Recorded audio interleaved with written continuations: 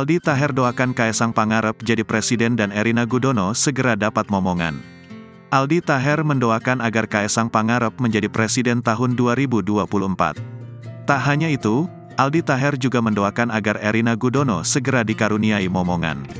Dikutip dari YouTube Aldi Taher TV, Jumat, tanggal 9 Juni tahun 2023, Aldi Taher mengatakan bahwa dirinya menjadi salah satu penggemar Kaesang Pangarep dan Erina Gudono. Aldi Taher pun juga menyampaikan harapannya agar Kaesang Pangarep menjadi presiden. Brother Kaesang, Erina Gudono presiden, saya ngefans sama kalian, terang Aldi Taher yang kemudian disambut dengan tepuk tangan Erina Gudono. Lebih lanjut, Aldi Taher pun menyanyi spontan dengan nada yang ia ciptakan sendiri. Dalam lagu ciptaannya tersebut, Aldi Taher mendoakan Kaesang Pangarep dan Erina Gudono segera diberi momongan.